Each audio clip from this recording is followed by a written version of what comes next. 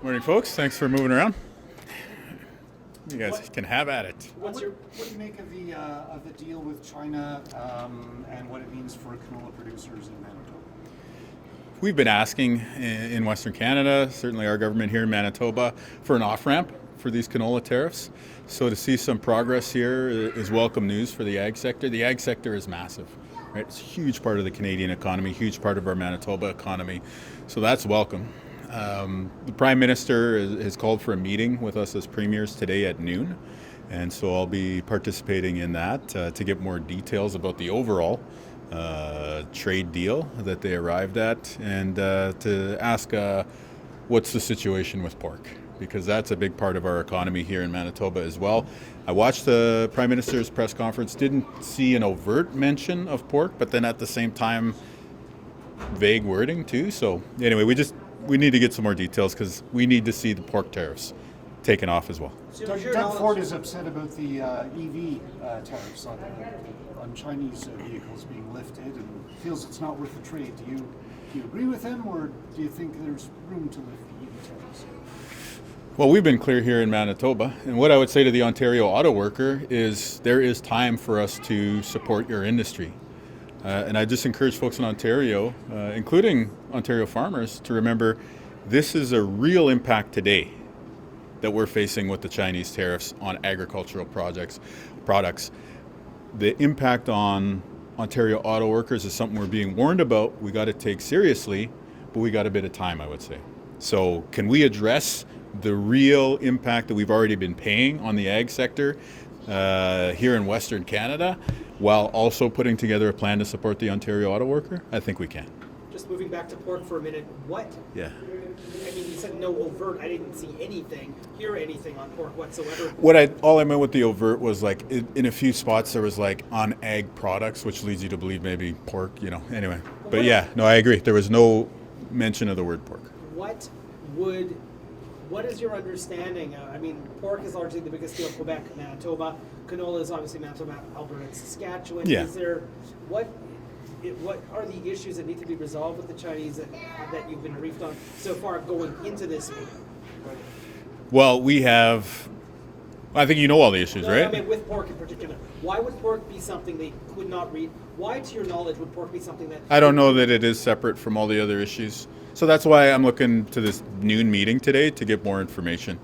Could be that just they didn't mention it for whatever reason, and it is actually part of the deal. The other thing that we heard this morning is till the end of the year and a little bit of time before everything gets implemented. So maybe this is something that gets implemented, right? So those are kind of the questions I want to see the Prime Minister answer. And en français about canola et pork. Canola, pork. C'est pas mal, ça y est. Est-ce que vous pouvez m'expliquer comment vous avez reçu cette nouvelle de la diminution, de l'élimination progressive des tarifs sur le canola? Bien, M. Carney a nous demandé d'avoir une réunion aujourd'hui à midi, et puis il partagerait plus de détails. Alors pour moi, je suis encouragé de voir que les tarifs douaniers peut-être vont être baissés pour canola, mais en même temps, je me demande qu'est-ce qui arrive au porc, parce que ça, c'est un secteur très important pour nos producteurs agricoles ici, et puis l'économie sur toutes les provinces, mais Manitoba inclus. Vous espérez une baisse progressive aussi sur le porc? Oui, parce que toute notre communication avec le Premier ministre, avec le gouvernement fédéral était canola et porc. Nous avons besoin d'aide. Nous devrions enlever les tarifs douaniers sur tous les deux. Alors, ce matin, on a vu canola, OK, excellent, mais on n'a pas vu porc. Alors, c'est une des questions. Peut-être on va voir à cette réunion des réponses et peut-être tout va bien, mais jusqu'à maintenant, ça, c'est la situation. A question on milk prices. You're freezing the retail price of milk. Some independent grocers have said, well, wait a minute, we're paying more on the wholesale side, so we're getting squeezed here. What do you say to retailers who say, well, wait a minute, you're squeezing us? Yeah, we are squeezing the profit margins to save you money on the price of milk on 1 liter. This is something that's really important because cost of living and grocery prices are on everyone's mind. And so rather than try to squeeze the dairy producer or the consumer, we're saying that these grocery chains can help us out a bit during this cost of living crisis. And some of them are not the large chains. I know how you feel about certain large chains, but this also affects independent grocers, the guy that running the corner store, that sort of thing. I think we should all be looking forward to more affordable milk prices. This is perhaps a small step in the grand scheme of things, but if we take several small steps this year, hopefully it'll add up to a real difference for your grocery bills and your cost of living. I understand your affinity for hunters, but why be not okay with a buyback for assault rifles? What are assault rifles used for other than collecting? We're not going to be participating with the federal government's gun buyback program.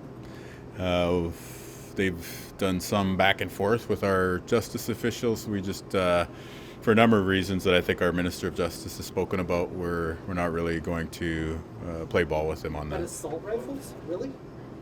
Like assault rifles? These aren't rifles, these aren't hunting weapons. This isn't something to take a coyote out of your field. This is an assault rifle. What purpose does an assault rifle serve in the community, Mr. Premier? Well, there's a philosophical argument that all of us can have, or a debate rather, about firearms and gun control and stuff like that. But we also have to look at what this is. It's a federal government program that doesn't appear to be very efficient, doesn't appear to be well run. And so for us looking at that, why would we want to take on that whole headache? I think, again, you're free to have your views about firearms and the legislation that we should have, but it's just our view that looking at this is not a good program to get involved with. I ask it that way because you couch this in a statement, your government couched this yesterday in the statements that, as a hunter, we understand what people are coming from. Hunters don't use assault rifles to mow down deer in a row here. I'm sure that might. You're smirking, so I'm smirking. If Yeah, people I know, are I know. wondering, yeah. Okay, Okay. but these are, let's just be clear. These are assault rifles have been at the center of some of the most heinous incidents in Western society in the last couple of years. So help me out here. If this program isn't good, what program should be there to help get assault rifles off the street? Yeah, I'm open to having that conversation, but this is not it.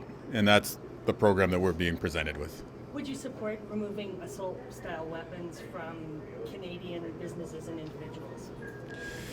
Well, the federal government has a lot to look at, and I think the steps that they've taken so far haven't really aligned with what we think is the right approach. On a practical level, what does your stance mean? You're not opposing it per se like Alberta, but you're not going to help administer it. Is that? I think that's right. Yeah. So, and were you asked to administer it? Yes. Were you offered money to administer it? Was the province offered a deal like Quebec? Yeah, I think there's been a pretty standard approach that the federal government has taken with provinces around this, and we've just taken a look at it. We just think there's a lot of headaches here that are not going to make our community safer. If we're looking at taking away,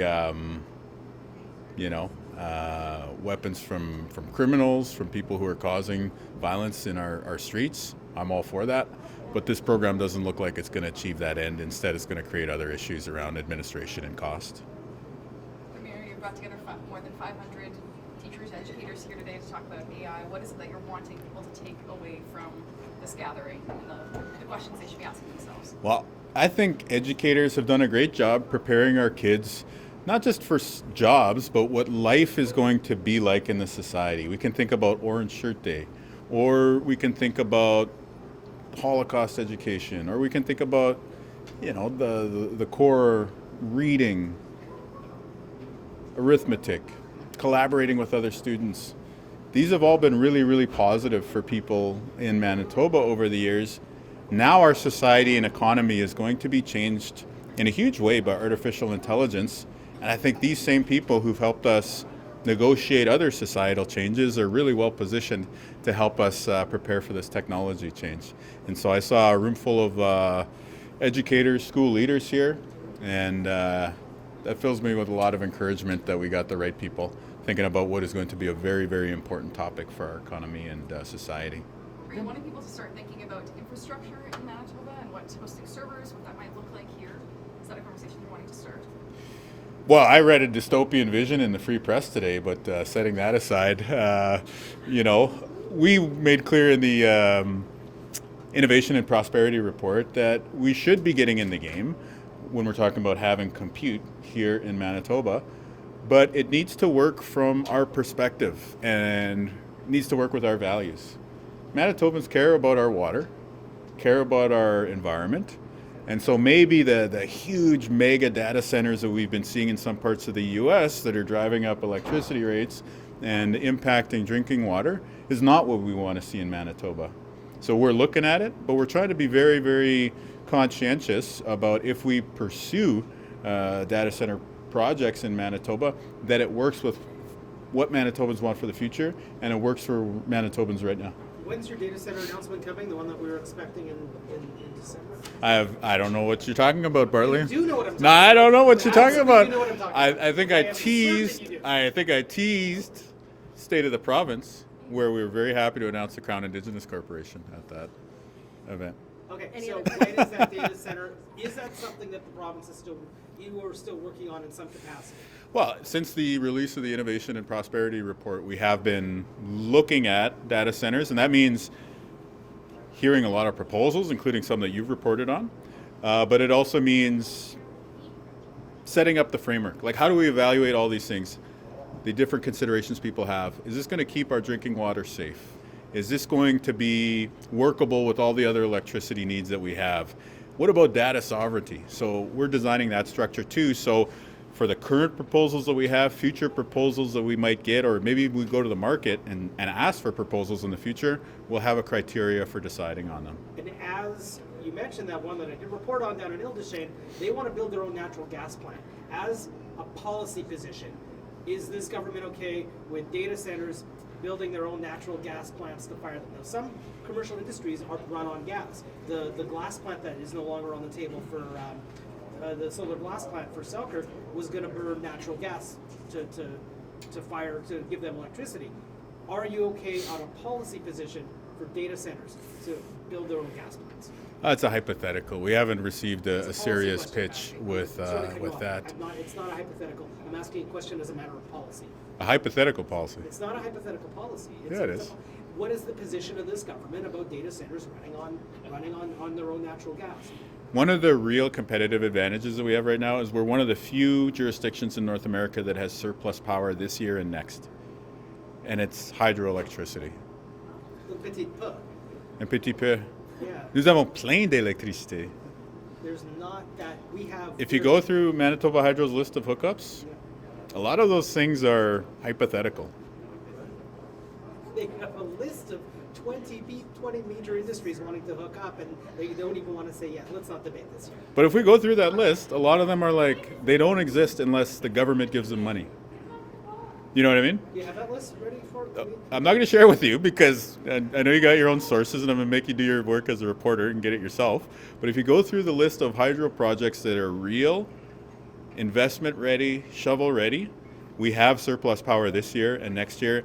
Almost no other province and state in North America does. So what I'm saying, to the purpose of answering your original question, is before we get into any other conversations out there, is there something smart we can do with this power in 2026 and 2027 that would benefit you as a ratepayer of Manitoba Hydro, and that would also help prepare us for this AI-powered future? Any other questions? Yeah, Pimicikamak Cree Nation, they've asked for a state of emergency. They're worried about hotel room availability. I know the Red Cross is leading on that. But have you responded to their call for... Haven't responded yet. I did see it. Yeah. And just question about the overall ask, I guess? Yeah. The overall ask. What do you mean? You know, this community has been through so much. There's tons of trying moments for people from Cross Lake and Pimicikamak. So we're going to keep working with them. We supported their request for CAF. I'm glad to see that the Armed Forces people have been there this week. And from what I understand, the hotels are going to be okay. But of course, we know from the wildfire experience, we can be told one thing and then checkout time on another day, the situation can change. So I think for now, we're going to keep working with the community, making sure that we're there to troubleshoot or problem solve any issues around evacuees needing accommodations. And if we have to address those issues, we'll be there to do so. Hey guys, thanks. Thank you. Thanks, everyone.